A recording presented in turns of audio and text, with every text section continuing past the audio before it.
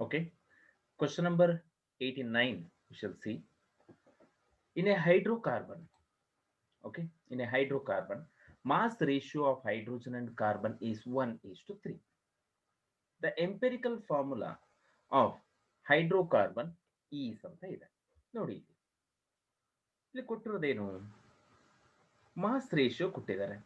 Hydrogen ಎಷ್ಟು, carbon ಎಷ್ಟು, 1:3 ಇದೆ ಅಲ್ವಾ? 1:3 ಹೈಡ್ರೋಜನ್ ಎಷ್ಟು, ಕಾರ್ಬನ್. ಆದರೆ ನಮಗೆ ಗೊತ್ತಿರೋದು ಸ್ಟ್ಯಾಂಡರ್ಡ್ ರೇಷಿಯೋ. ಒಂದು ಸೆಕೆಂಡ್. ನಮಗೆ ಗೊತ್ತಿರೋದು ಸ್ಟ್ಯಾಂಡರ್ಡ್ ರೇಷಿಯೋ ಹೈಡ್ರೋಜನ್ ಎಷ್ಟು, ಕಾರ್ಬನ್ ಎಷ್ಟು, 1:12. ಅರ್ಥ ಆಗ್ತಾ ಇದೆಯಾ?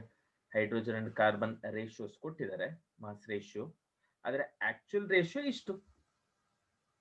Okay, right. ಹಾಗಾದ್ರೆ ದೇರ್ಫೋರ್ ಫಾರ್ ಎವ್ರಿ, ನೋಡ್ಕೋಬೇಕಿಲ್ಲಿ, every carbon atom there or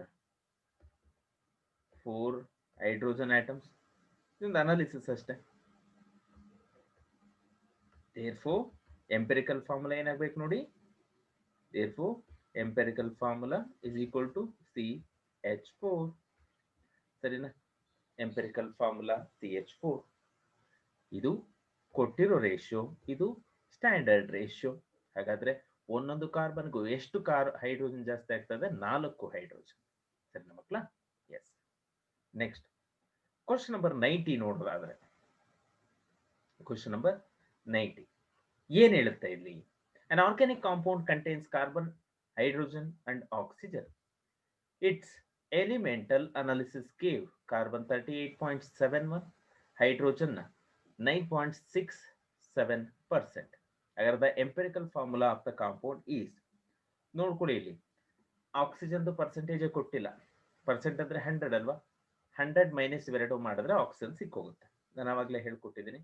element ಯಾವ್ಯಾವ್ದಿದೆ ನೋಡ್ಕೊಳ್ಳಿ. First element carbon, hydrogen, oxygen. ಎಷ್ಟೆಷ್ಟು ಪರ್ಸೆಂಟೇಜ್ ಇದೆ ನೋಡ್ಕೊಳ್ಳಿ. 38.71, 9.67 ಅವೆರಡನ್ನು ಆ್ಯಡ್ ಮಾಡಿ. ಓಕೆ, ಮೈನಸ್ ಮಾಡಿದ್ರೆ 100 ಇಂದ 51.62% ಬಂದಿರುತ್ತೆ. ಅಟಾಮಿಕ್ ವೆಯ್ಟ್ಸ್ ನಾವು ಕ್ಯಾಲ್ಕುಲೇಟ್ ಮಾಡಿಕೊಂಡ್ರೆ ಕಾರ್ಬನ್ದು 12 ಇದೆ, ಹೈಡ್ರೋಜನ್ದು 1 ಇದೆ, ಆಕ್ಸಿಜನ್ದು 16 ಬರುತ್ತೆ. ಹಾಗೆ ಒಂದು ಸೆಕೆಂಡ್ ನೋಡೋಣ. ಅಟಾಮಿಕ್ ರೇಷಿಯೋಸ್ ಎಷ್ಟು ಬರುತ್ತಪ್ಪ, ಅಥವಾ ಸಿಂಪ್ಲೆಸ್ಟ್ ರೇಷಿಯೋಸ್ ಅಥವಾ ನಂಬರ್ ಆಫ್ ಮೋಲ್ಸ್ ಕ್ಯಾಲ್ಕುಲೇಟ್ ಮಾಡ್ಕೊಳ್ಳಿ. 38.71 ಡಿವೈಡೆಡ್ ಬೈ 12 ಎಷ್ಟು ಬರುತ್ತೆ ಹೇಳಿ? 12 3s 3.23 ಸಮಥಿಂಗ್ ಅರೌಂಡ್ ಅಷ್ಟು ಬರಬೇಕು. ಇದೆಷ್ಟು ಬರುತ್ತೆ? 9.67 ಬೈ 1 ಅಂತೆ, ದಟ್ ಇಸ್ ಈಕ್ವಲ್ ಟು 9.67 ಬರುತ್ತೆ. 51.63 ಡಿವೈಡೆಡ್ ಬೈ 16 ಅಪ್ರಾಕ್ಸಿಮೇಟ್ಲಿ 3.63 ಅಂತ, 3.23 ಸೇಮ್ ಅದು ಅಷ್ಟೇ ಬರ್ತಾ ಇದೆ. ಹಾಗಾದ್ರೆ ಸಿಂಪಲ್ ರೇಷಿಯೋ ಎಷ್ಟು ಬರ್ಬೇಕು ನೋಡೋಣ. ಯಾವುದು ಚಿಕ್ಕದಿದೆ?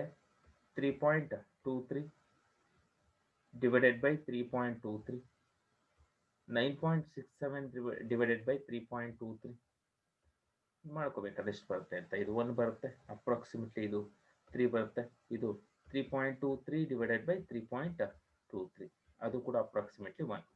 ದೇರ್ಫೋರ್ ಈಗ ಹೇಳೋದಾದ್ರೆ ಎಂಪೆರಿಕಲ್ ಫಾರ್ಮುಲಾ ಏನು ಬರುತ್ತೆ ನೋಡಿ. ಎಂಪೆರಿಕಲ್ ಫಾರ್ಮುಲಾ ಸಿಂಪ್ಲೆಸ್ಟ್ ರೇಷಿಯೋಗಳನ್ನೇ ಕ್ಯಾಲ್ಕುಲೇಟ್ ಮಾಡ್ತಾ ಇದ್ದೀವಿ. ಹೌದಾ ಮಕ್ಕಳ? ರೈಟ್.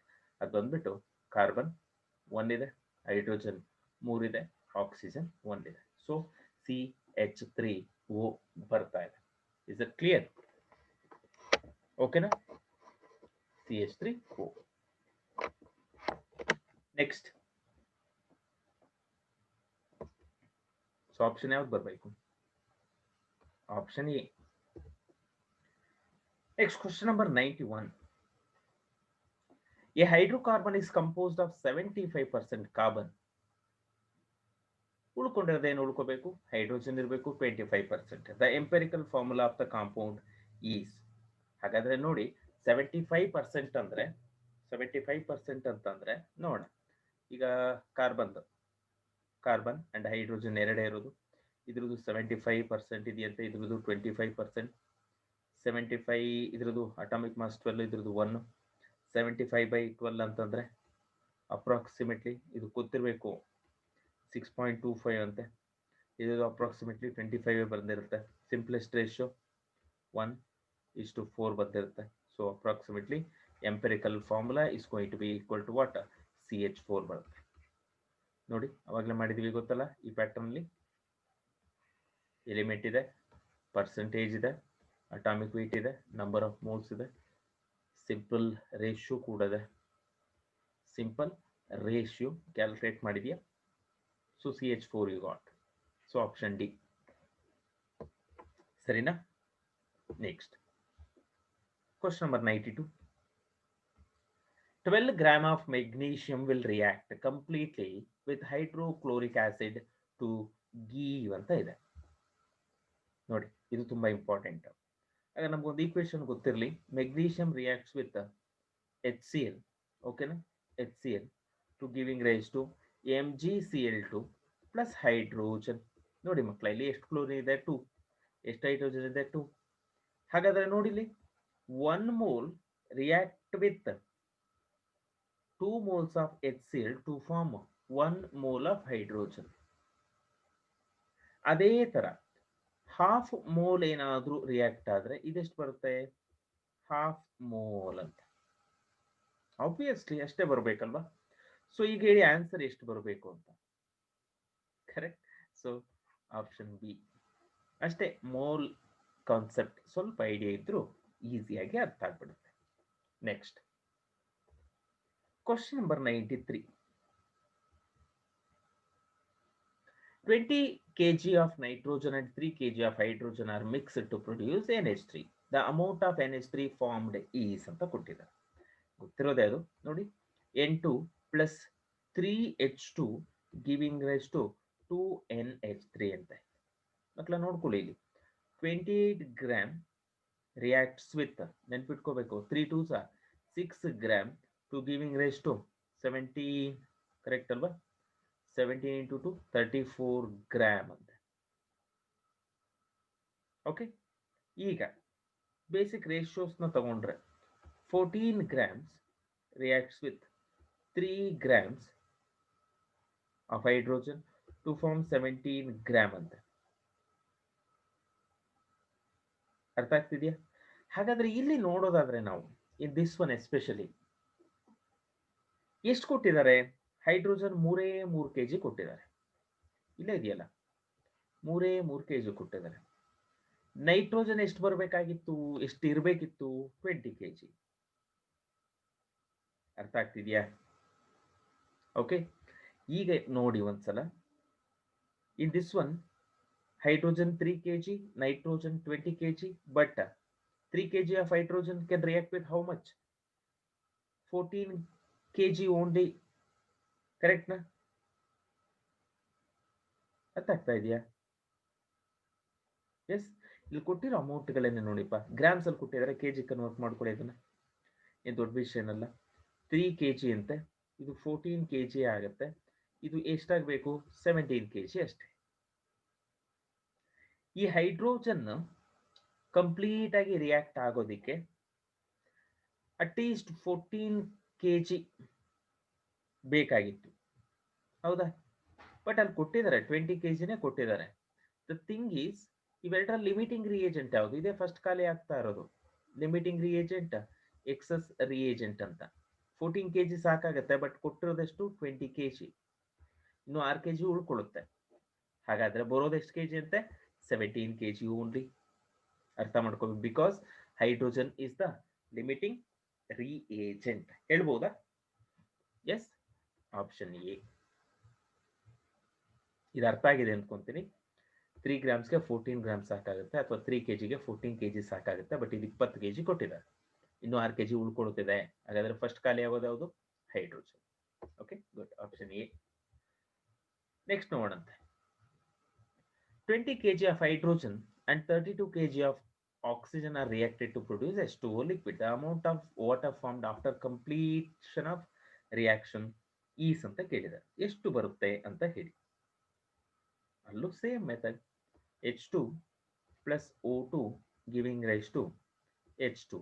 ಬ್ಯಾಲೆನ್ಸ್ ಮಾಡೋದಾದ್ರೆ 2H2 plus O2 giving rise to what? 2H2O. ನೋಡ್ಕೋ ಇಲ್ಲಿ ಎಷ್ಟಿದೆ ಹೈಡ್ರೋಜನ್ನು 4 ಗ್ರಾಮ್ಸ್ ಇದೆ, ಇದು 32 ಗ್ರಾಮ್ಸ್ ಇದೆ, ಇದು 36 ಗ್ರಾಮ್ಸ್ ಇದೆ. ಹಾಗಾದ್ರೆ ಇಲ್ಲೇ ನೋಡ್ಕೋಣ, that is 4 kg, 32 kg, 36 kg. Oxygen ಲೆಕ್ಕಾಚಾರದಲ್ಲಿ ಆಕ್ಸಿಜನ್ ಇದೆ, ಆದ್ರೆ ನೋಡು ಹೈಡ್ರೋಜನ್ ಎಷ್ಟು ಕೊಟ್ಟಿದ್ದಾರೆ, 20 kg ಕೊಟ್ಟಿದ್ದಾರೆ, ಬಟ್ 4 kg ಸಾಕಾಗುತ್ತೆ. ಈಗ ಹೇಳು 32 kg ಅಷ್ಟೇ ರಿಯಾಕ್ಟ್ ಆಗ್ತಿದೆ ಅಂದ್ರೆ ಬರೋದೆಷ್ಟು ಬರ್ಬೇಕಂತೆ? ಹೇಳ್ತೀರಾ? 32 kg. ಸೊ ಎಷ್ಟು ಬರ್ಬೇಕು ಹೇಳಿ? 2H2 ಇಲ್ಲಿ ನೋಡ್ಕೋ, ಇಲ್ಲಿ 36 kg ಒಂದು ವಾಟರ್ಗೆ, ಒಂದು ವಾಟರ್ಗ ಇಲ್ಲ ಎರಡಕ್ಕೂ ಸೇರಿ. ಓಕೆ ನೋಡಿ, 20 kg of hydrogen and 32 kg of oxygen are reacted to produce H2O. ಹಾಗಾದ್ರೆ ವಾಟರ್ ಎಷ್ಟು ಬರ್ತಾ ಇದೆ ಹೇಳ್ತೀರಾ? ಗುಡ್. ಎಲ್ಲಿವರೆಗೂ ಅದು ರಿಯಾಕ್ಟ್ ಆಗ್ತಾನೆ ಇರುತ್ತೆ ಅಲ್ವಾ? S S, correct. ಸೊ ಹಾಗಿದ್ರೆ ಎಷ್ಟು ಬರ್ಬೇಕಂತೆ? 72 kgs. Okay right. So 72 kgs ಬರಬೇಕು. ನೋಡೋಣ question number 95. 1 second. What is the weight of oxygen required for the complete combustion of 2.8 kg of ethylene? Ethylene ಅಂದ್ರೆ ಗೊತ್ತಿರಬೇಕು ಮಕ್ಕಳೇ, ethene ಅಂತ. C2H4 reacts with oxygen to form CO2 and H2. Balance ಮಾಡೋಣ. Hydrogen left side ಅಲ್ಲಿ 4 ಇದೆ, 2H2 ಆಗಬೇಕು, 2CO2 ಆಗಬೇಕು, 3O2 ಆಗಬೇಕು. What is the weight of oxygen required for the complete combustion of 2.8 kg ಅಂತ of ethylene? ಅವ್ರು ಎಷ್ಟು ಕೊಟ್ಟಿದಾರಪ್ಪ ನೋಡು, 12 2s 24, 28 gram reacts with 96 gram ಅಂತ. ಆಬ್ವಿಯಸ್ಲಿ ಅವ್ರು ಕೇಳಿರೋದು ವೆಯ್ಟ್ ಆಫ್ ಆಕ್ಸಿಜನ್. ಹಾಗೆ ನೋಡೋದಕ್ಕೆ ಹೋದ್ರೆ 28 ಗ್ರಾಮ್ಸ್ ಕಂಬಷನ್ ಆಗೋದಕ್ಕೆ 96 ಗ್ರಾಮ್ ಬೇಕು. ಹಾಗಾದ್ರೆ 2.8 kg ಕಂಬಷನ್ ಆಗೋದಕ್ಕೆ ಎಷ್ಟು ಬೇಕಾಗುತ್ತೆ ಅಂತ ಹೇಳ್ತೀರಾ? x kg, right? ಆಬ್ವಿಯಸ್ಲಿ ಅಲ್ಲೇ ಇದೆಯಲ್ಲ. ಎಸ್ ನೋಡ್ಕೊಳ್ಳಿ, x will be is equal to what? 9.6 kg. ಒಂದು ಡೆಸಿಮಲ್ ಪಾಯಿಂಟ್ ಇಂದ ತಗೊಂಡಿದ್ದೀವಿ ಅಷ್ಟೇ. ಸೊ ಆಪ್ಷನ್ ಸಿ ಅಷ್ಟೇ. Next question number 96. In the reaction 4NH3 plus 5O2 giving rise to 4NO plus 6H2O. When 1 mole of ammonia and 1 mole of O2 are made to react to completion. React ಆಗೋದ್ರೆ ಏನ್ ಬರುತ್ತೆ ಅಂತ. Okay ನೋಡೋಣ. 4NH3 ಅಲ್ಲಿ ಕೊಟ್ಟಿರೋದನ್ನ ಬರ್ಕೊಳ್ತಾ ಇದ್ದೀನಿ, plus 5O2 giving rise to 4NO plus 6H2O ಅಂತ. ಓಕೆನಾ? ಹಾಗಾದ್ರೆ 4 moles of NH3 ನೋಡಿ ಎಷ್ಟು ಮೋಲ್ಸ್ ಬೇಕಾದಕ್ಕೆ? ರಿಕ್ವೈರ್ಸ್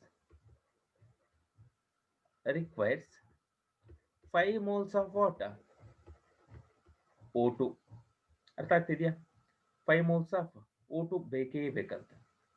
ಹಾಗಾದ್ರೆ 1 mole of NH3 ರಿಕ್ವೈರ್ಸ್ ಎಷ್ಟು ಬೇಕಾಗುತ್ತಂತೆ?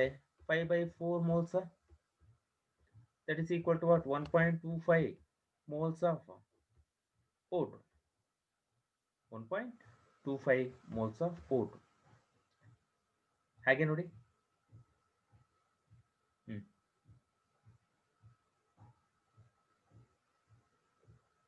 1 mole of ಅಮೋನಿಯಾಗೆ 1/4 moles ಸಾಕಾಗುತ್ತೆ. 4 moles ಎಷ್ಟು ಬೇಕಾಗುತ್ತೆ? 5 moles ಸಾಕಾಗುತ್ತೆ. ಕರೆಕ್ಟ್ ಆಗಿದೆ. So all the oxygen will be consumed ಅಂತ ಆಯ್ತಾ? isn't it? Yes. ಹಾಗಾದ್ರೆ ಆಪ್ಷನ್ ಸಿ ಆಗುತ್ತೆ ನೋಡಿ. Next, what is the molarity of 0.2 normal sodium carbonate solution? ಮಕ್ಕಳ ನೋಡಿ, ಇಲ್ಲಿ molarity is equal to normality, ಈಕ್ವೇಶನ್ಗಳು ಗೊತ್ತಿರಬೇಕು, ಆಲ್ರೆಡಿ ಹೇಳಿರ್ತೀವಿ, into equivalent weight divided by molecular weight. ಎಷ್ಟು ಕೊಟ್ಟಿದ್ದಾರಪ್ಪ ನಾರ್ಮಾಲಿಟಿನ? 0.2 ನಾರ್ಮಲ್ ಇಂಟು ಈಕ್ವಿವೆಲೆಂಟ್ weight ಎಷ್ಟು ಬರುತ್ತೆ, ಅಥವಾ ಈಕ್ವಿವೆಲೆಂಟ್ ಮಾಸ್ ಅಂತ ತಗೊಂಡ್ರೆ ಎಂ ಅಂತ ತಗೋಣ. ಯೂಶುವಲ್ ಆಗಿ ಮಾಲಿಕ್ಯುಲರ್ weight ಎಷ್ಟು ಇರುತ್ತೆ? ಡಬಲ್ ಇರುತ್ತಂತೆ. ಸೋಡಿಯಂ ಕಾರ್ಬೋನೇಟ್ 2 - 2 ಇಂಟು ಎಂ ಬಂದಿರುತ್ತೆ. ಸೊ ಉಳ್ಕೊಳ್ಳೋದೆಷ್ಟು ನೋಡಿ, ಎಂ ಕ್ಯಾನ್ಸಲ್ ಆಗುತ್ತೆ, 0.2 ಡಿವೈಡೆಡ್ ಬೈ 2 ಬಂದಿರುತ್ತೆ. So it is equal to 0.1 molar solution ಬರುತ್ತೆ. ಏನಂತ ಹೆಕ್ಟಿಕ್ ಏನಲ್ಲ, ಇದು ತುಂಬಾ ಈಸಿ ಇರುತ್ತೆ, ಮೆಥಡಾಲಜಿ ಸಾಲ್ವ್ ಮಾಡಬಹುದು. Is it okay? Yes, okay. Next, then molar solution of sulfuric acid is equal to molar solution ಅಂತ ಕೊಟ್ಟಿದ್ದಾರೆ. 1 molar solution is equal to ಅಂತ ತಗೊಂಡ್ರೆ ನೋಡೋಣ. molarity is equal to normality divided by number of replaceable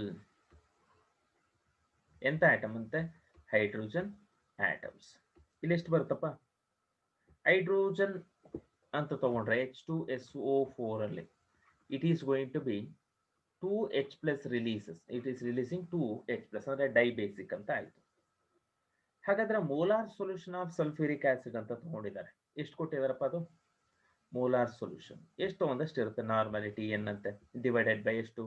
2 ಬರ್ತಾ ಇದೆ, ಏಕೆ replaceable hydrogen atom. Therefore N/2 sulphuric acid ಬರಿಬಹುದು direct ಆಗಿ. ಸೊ ಆಪ್ಷನ್ ಇದೆ ಅಲ್ವಾ? Option A. ಓಕೆ, ಎಸ್, ಅಷ್ಟೇ, ತುಂಬಾ ಸಿಂಪಲ್ ಆಗಿರುತ್ತೆ. ನೆಕ್ಸ್ಟ್, ಹಾಗೆ ನೋಡಿ, volume of water needed to mix with 10 ml of 10 normal HNO3 to get 0.1 normal HNO3 ಅಂತ. ಒಟ್ಲ ನಿಮ್ಗೆ ಇದೆಲ್ಲ ಗೊತ್ತಿದೆ ಫಾರ್ಮುಲಾ ಅನ್ಕೊಂತೀರಿ. N1 ಎಷ್ಟು ಕೊಟ್ಟಿದ್ದಾರೆ? 10 ನಾರ್ಮಲ್ ಕೊಟ್ಟಿದ್ದಾರೆ. V1 10 ml ಕೊಟ್ಟಿದ್ದಾರೆ. N2 ಎಷ್ಟು ಕೊಟ್ಟಿದ್ದಾರೆ? 0.1 ನಾರ್ಮಲ್ ಕೊಟ್ಟಿದ್ದಾರೆ. V2 ಗೊತ್ತಿಲ್ಲ, ಅದನ್ನೇ ಕೇಳಿದ್ದಾರೆ. You know the formula N1V1 is equal to N2V2. ಹಾಗಾದ್ರೆ N1 ಎಷ್ಟಿದೆ? 10 into 10 is equal to 0.1 into V2. ಹೌದಾ? Therefore V2 is equal to ಎಷ್ಟು ಬರುತ್ತೆ ನೋಡು? 10 into 10 divided by 0.1. Approximately it is equal to 1000 ml ಬರುತ್ತಾ? Therefore ಈಗ ಅವ್ರು ಕೇಳಿರೋದೇನು? Volume of water ಅಂತ ಕೇಳಿರೋದು. ಎಷ್ಟು ಬೇಕಂತೆ? V2 minus V1 ಅಲ್ವಾ? It is equal to 1000 minus 10, that is equal to 990 ml ಅಂತ ಕರೀಬೋದು. Correct? So option B is the right answer. Total volume ಸಿಕ್ತು V2, ಅದರಲ್ಲಿ 10 ml ಏನಿದೆ? HNO3 ಇದೆ. ಇನ್ನೆಷ್ಟು ವಾಟರ್ ಆಡ್ ಮಾಡಬೇಕು ಅಂತ ಕೇಳಿದ್ದಾರೆ. 990 ml, 990 ml. ನೆಕ್ಸ್ಟ್ ನೋಡೋಣ. ಓಕೆನಾ? 1 kilogram of sea water sample contains 6 mg of dissolved oxygen. The concentration of O2 in the sample in ppm. ppm ಅಂದ್ರೆ ಗೊತ್ತಾ? ಪಾರ್ಟ್ಸ್ ಪರ್ ಮಿಲಿಯನ್ ಅಂತ ಹೇಳಿ. ಹಾಗಾದ್ರೆ ppmಗೆ ಒಂದು ಫಾರ್ಮುಲಾ ಇದೆ, ಬರಿಬಹುದಾ? ppm is equal to, ಹೇಳಿ ppmಗೆ ಏನು ಬರುತ್ತೆ ಫಾರ್ಮುಲಾ? ರಿಕಾಲ್ ಮಾಡ್ತಾ ಇರಬೇಕು ನೀವು. ಓಕೆ, ರಿಕಾಲ್ ಮಾಡಿ. ppm is equal to mass of solute divided by mass of solution into 10 to the power of 6 million ಕರೆಕ್ಟಾ ಪಾರ್ಟ್ಸ್ ಪರ್ ಮಿಲಿಯನ್ ಅಂತ ದಟ್ ಈಸ್ ಈಕ್ವಲ್ ಟು ಎಷ್ಟು ಕೊಟ್ಟಿದ್ದಾರೆ 6 mg ಅಂತ ಕೊಟ್ಟಿದ್ದಾರೆ 6 into 10 to the power of -3 divided by 1 kilogram 1 kilogram ಅಂದರೆ 1000 gram ಅಂತ into 10 to the power of 6 ಎಷ್ಟು ಬರುತ್ತೆ ನೋಡಿ 10 to the power 6 and 10 to the power -3 10 to the power +3 ಆಗುತ್ತೆ ಕರೆಕ್ಟಾ -3 +3 ಕರೆಕ್ಟ್ ಹೌದಾ ಹೋಗುತ್ತಾ ಇಲ್ಲ ಅದು ಬಂದರೆ ಮೇಲೆ -3 ಆಗುತ್ತೆ -6 ಕ್ಯಾನ್ಸಲ್ ಸೊ 6 ppm ಆಗುತ್ತೆ ಓಕೆ ಆಪ್ಷನ್ ಇದೆ option B is the correct ಸರಿನಾ ರೈಟ್ ಎಸ್ ನೋಡೋಣ ಇದನ್ನು ಯಾರು ಬೇಗ ಕ್ವಿಕ್ ಆಗಿ ಮಾಡಬೇಕು A 5 molar solution of sulfuric acid is diluted from 1 liter to a volume of 10 liter. The normality of the solution will be ಅಂತ ಕೊಟ್ಟಿದ್ದಾರೆ ನೋಡಿ 5 molar solution of H2SO4 is diluted from 1 liter to a 10 liter.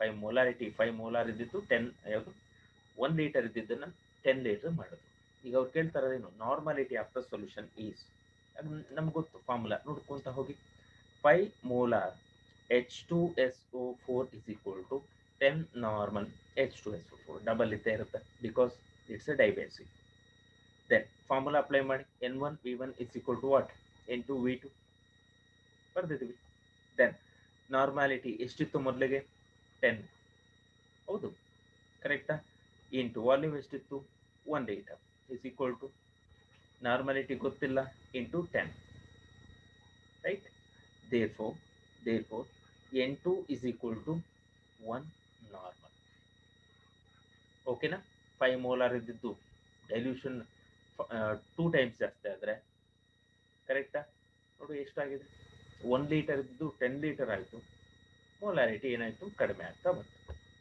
ನಾರ್ಮಲಿಟಿ sorry okay right so option ಯಾವ್ದು ಬರ್ತಾ ಇದೆ option A is it clear good next with increase in temperature which of these changes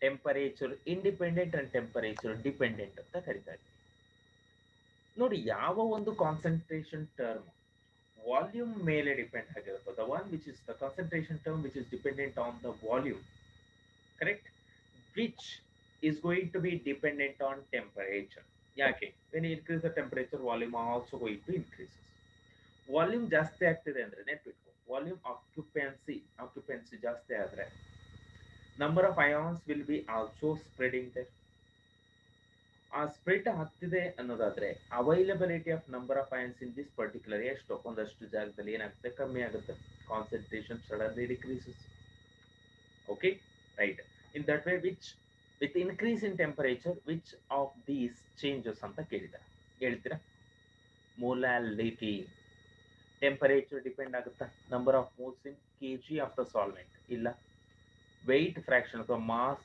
fraction ಎರಡು mass ಇಲ್ಲ mole fraction ಎರಡು moles changes ಆಗಲ್ಲ ಉಳ್ಕೊಂಡಿರೋದು ಒಂದೇ ಯಾಕೆ N/V ಬಂದಿರುತ್ತೆ NB divided by V so it is going to changes when temperature is going to be increases ಗೊತ್ತಿರಬೇಕು ನಿಮಗೆ ಕರೆಕ್ಟಾ ದೆನ್ ಸೊ ಆಪ್ಷನ್ ಸಿ ಈಸಿಯಾಗಿ ಹೇಳ್ಬೋದು next 6.02 into 10 to the power 20 molecules of urea are present in 100 ml of its solution. The concentration of urea solution is ಅಂತ ಕೊಟ್ಟಿದ್ದಾರೆ ಏನು ಬರಬೇಕು ಅವರೇ ಕೊಟ್ಟಿದಾರಲ್ವಾ ಎಷ್ಟು ಕೊಟ್ಟಿದ್ದಾರೆ ನೋಡಿ 6.02 into 10 to the power 20 molecules ಅಂತ ಅದೇ ಎಷ್ಟು ಮೋಲ್ಸ್ ಬರಬೇಕು ಅಂತ ಓಕೆ ಹಾಗಾದ್ರೆ ನಂಬರ್ ಆಫ್ ಮೋಲ್ಸ್ ಎಷ್ಟು ಬರ್ತಾ ಇದೆ ನೋಡಿ 1 ಮೋಲ್ ಅಂದ್ರೆ ಎಷ್ಟು ಅವೊಗ್ಯಾಡ್ರೋ number 6.02 into 10 to the power of 23 ಹಾಗೆ ಅವ್ರು ಕೊಟ್ಟಿರೋದು ಎಷ್ಟು 6.02 into 10 to the power of 20 ಎಷ್ಟಾಗಬೇಕೀಗ 0. That's going to be equal to what ಅವರೇ ಕೊಟ್ಟಿರೋದು ಮೊಲಾರಿಟಿ ನೋಡಂತೆ. ನಂಬರ್ ಆಫ್ ಮೋಲ್ಸ್ ಅಷ್ಟಿದೆ ಅಂತ. Molarity is equal to 6.02 into 10 to the power of 20 into 1000 divided by 6.02 into 10 to the power of 23 into 100. Formula ನೀವು direct ಆಗಿ substitute ಮಾಡ್ಬೋದು. ನಾನೇನಂತಂದ್ರೆ ಅಲ್ಲಿ ಇಂಟು 1000 ಅಂತ ಹಾಕೊಂಡಿದ್ದೀನಿ, ಯಾಕೆ ಪರ್ ಲೀಟರ್ ಅಂತ ಹೇಳಿ. ಓಕೆನಾ? Is it true? ನೋಡಿ ಇಲ್ಲಿ ಇನ್ನು 100 ml ಅಂತ ಕೊಟ್ಟಿದ್ದಾರೆ, ಡಿವೈಡೆಡ್ ಬೈ 100. ನೀವೇನಾದ್ರೂ ಲೀಟರ್ಗೆ ಕನ್ವರ್ಟ್ ಮಾಡ್ಕೊಂಡಿದ್ರೆ ಅದನ್ನ ಡೈರೆಕ್ಟ್ ಆಗೂ ಮಾಡ್ಬೋದು. ಓಕೆನಾ ಮಕ್ಕಳ? ಏನು ಕನ್ಫ್ಯೂಷನ್ ಏನು ಬೇಡ, ಅಲ್ಲಿರೋದನ್ನ ನಾನು ಸಬ್ಸ್ಟಿಟ್ಯೂಟ್ ಮಾಡಿದ್ದೀನಿ ಅಷ್ಟೇ. ಅವ್ರೇನಾದ್ರು ಲೀಟರ್ಲು ಕೊಟ್ಟಿದ್ರೆ ನಾನು ಡೈರೆಕ್ಟ್ ಆಗಿ ಬರ್ಕೊಂಡ್ಬಿಡ್ತಿದ್ದೆ, ಬಟ್ ಅಲ್ಲಿ ಕೊಟ್ಟಿರೋದು ಏನಂತೆ ml ಅಲ್ಲಿ ಕೊಟ್ಟಿದ್ದಾರೆ. So that is equal to ಎಷ್ಟು ಬರುತ್ತೆ ನೋಡಿ. ಹಾಂ, ಸೊ ಎಲ್ಲ ಕ್ಯಾನ್ಸಲ್ ಮಾಡಿದ್ರೆ 0.01 ಮೋಲಾರ್ ಬರಬೇಕು. ಬೇಕಾದ್ರೆ ನೋಡಿ 2 zeros ಕರೆಕ್ಟಾ? 21 23 ಬರುತ್ತೆ, -2 ಆಗುತ್ತೆ. So 1 into 10 to the power -2 ಅಂತಾನೆ 0.01 ಮೋಲಾರ್ ಇದೆಯಾ? ಸೊ ಆಪ್ಷನ್ ಬಿ ಕರೆಕ್ಟ್ ಆಗುತ್ತೆ ನೋಡಿ. ಹೌದಾ? ಎಸ್. ಕ್ವಶನ್ ನಂಬರ್ 104 ಚೆನ್ನಾಗಿದೆ. 2 ಸೊಲ್ಯೂಷನ್ಸ್ ಆಫ್ ಎ ಸಬ್ಸ್ಟೆನ್ಸ್, ಅವೆರಡೂ ಕೂಡ ನಾನ್ ಎಲೆಕ್ಟ್ರೋಲೈಟ್ ಅಂತ ಗೊತ್ತಿದೆ, are mixed in the following manner. 480 ml of 1.5 molar first solution plus 520 ml 1.2 molar second solution. What is the molarity of the final mixture ಅಂತ ಕೊಟ್ಟಿದ್ದಾರೆ. As usual ನಮಗೆ ಗೊತ್ತಿದೆ, ಎರಡು solution ಅನ್ನ ಮಿಕ್ಸ್ ಮಾಡಿದ್ರೆ M1V1 plus M2V2 is equal to M3V3 ಅಂತ ಹೇಳಿ. ಹಾಗಾದ್ರೆ ಅಲ್ಲಿ ನೆನ್ಪಿಟ್ಕೊಳ್ಳಿ, V3 is equal to V1 plus V2. ಓಕೆನಾ? ಎಸ್. ಹಾಗಿದ್ರೆ M1 ಎಷ್ಟು ಕೊಟ್ಟಿದ್ದಾರೆ ನೋಡೋಣ. 1.5 ಇಂಟು ವಾಲ್ಯೂಮ್ 480 ಪ್ಲಸ್ M2 ಎಷ್ಟು ಕೊಟ್ಟಿದ್ದಾರೆ 1.2 into 520 is equal to M3 ಗೊತ್ತಿಲ್ಲ, ಕ್ಯಾಲ್ಕುಲೇಟ್ ಮಾಡೋಣ, ಇಂಟು ವಾಲ್ಯೂಮ್ ಎಷ್ಟು ಬರಬೇಕು 1000 ಬಂದಿರುತ್ತೆ.